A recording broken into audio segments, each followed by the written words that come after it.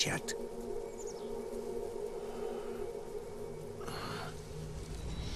It's been a long time, Snake.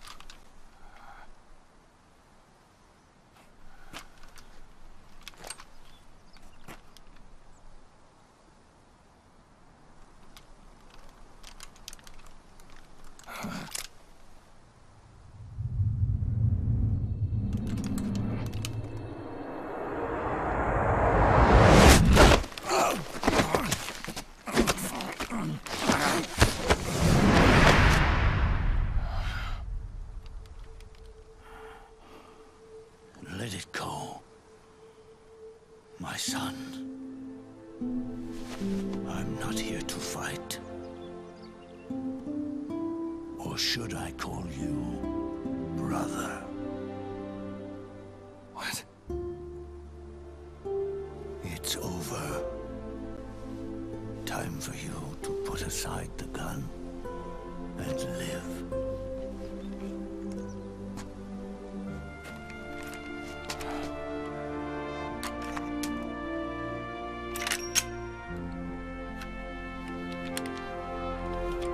It all began with a bunch of old fools.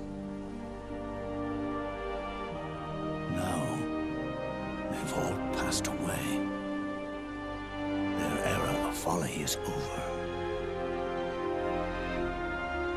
I'm the only one left, and soon I'll be gone too. How can you still be alive? That body, liquid burned on the Volta, wasn't mine.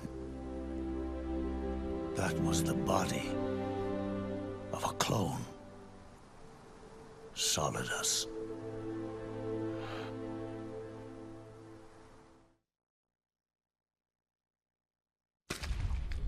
He was a perfect clone. Zero and the proxy AIs that came after him were convinced that Solidus was me. I was implanted with nanomachines, kept in a state of eternal sleep by JD and the proxy AI. They had me sealed away completely, not only my physical body, but my will too. The technology was similar to what they used to restrain the B&B members you encountered. For me to wake again, the system had to be destroyed, one way or another. Ocelot and Eva wanted two things: to bring me back to life, and to end the Patriots. That meant destroying the AI and killing the man, JD and Zero. Right before you uploaded the virus into GW, the way to JD was opened, but only through the physical manifestation of GW. That's when we finally learned the location of this man, Zero. For me, and for them, for Naomi, nothing was more important. And it was for that they put their grand scheme into motion. Eva stole my body from them and reconstructed it by replacing the missing parts with pieces from Liquid and Solidus. And Ocelot, in order to fool the system, used nanomachines and psychotherapy to transplant Liquid's personality onto his own. He used hypnotic suggestion to turn himself into Liquid's mental doppelganger. For all our advances in nanotechnology, information and genetic control, they've never managed to control people at will, let alone turn one person totally into another.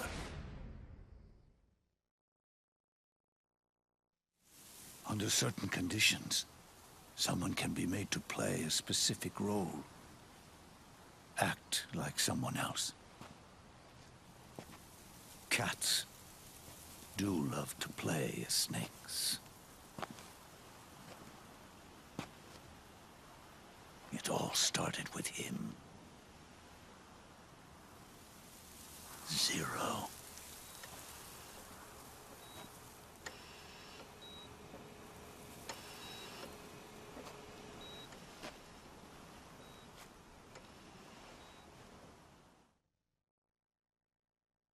Zero grew old, and by the end his patriots were being run by a network without shape or form. What do you mean, without shape or form? The proxies were only one small part of the vast cycle that Zero created. The corporations, for-profits, and research institutions that comprise the military-industrial complex were part of it too. They operated on budgets automatically allotted to them by the proxies. Accounts maintained by the Patriots. The network covered everything from weapons R&D and investment to production and marketing.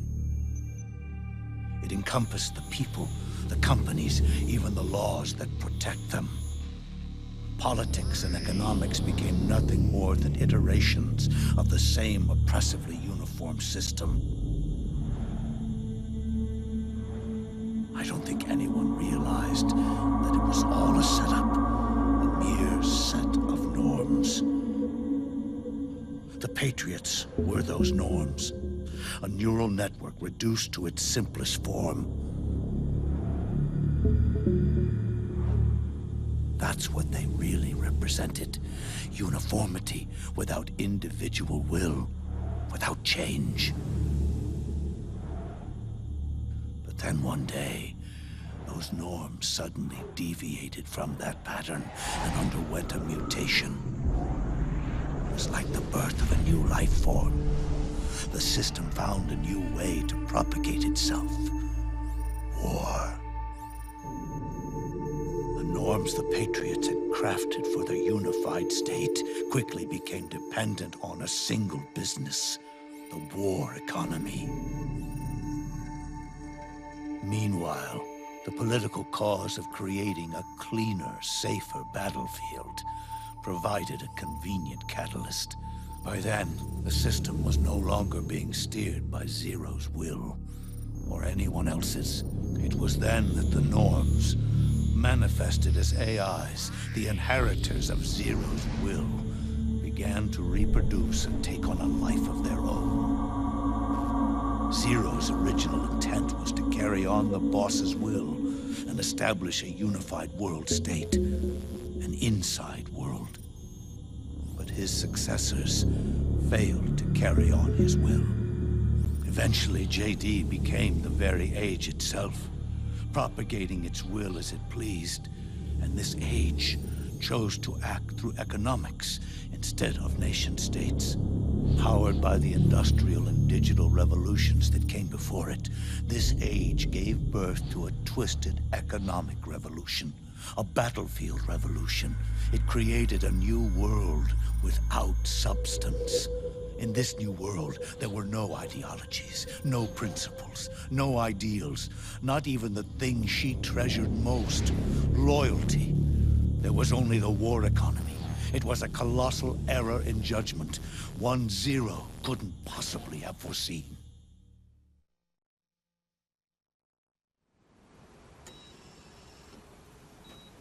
With the American system in a state of collapse, Patriot society has reverted to a blank slate.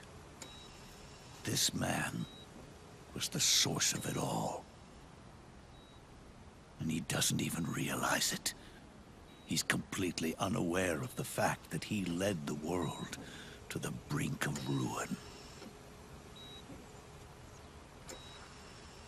Even with so much bad blood between us, it's funny. Now that I'm actually face to face with him again, the hatred is gone. All I feel is a deep sense of longing and pity. Did Zero really hate me?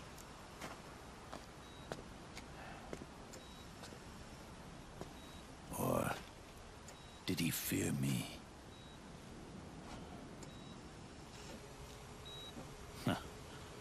It's too late to ask him now.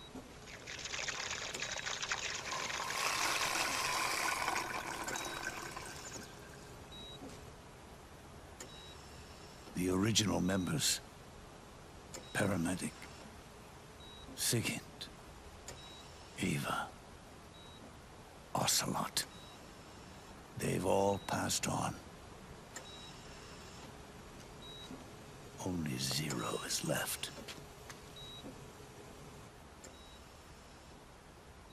Everything has its beginning, but it doesn't start at one. It starts long before that, in chaos. The world is born from zero. The moment zero becomes one is the moment the world springs to life. One becomes two, two becomes 10. 10 becomes 100. Taking it all back to one solves nothing. So long as zero remains, one will eventually grow to 100 again.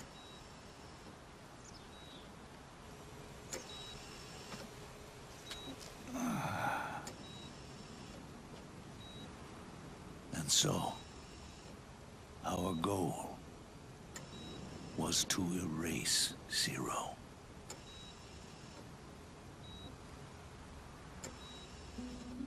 Even the mighty patriots began with a single man.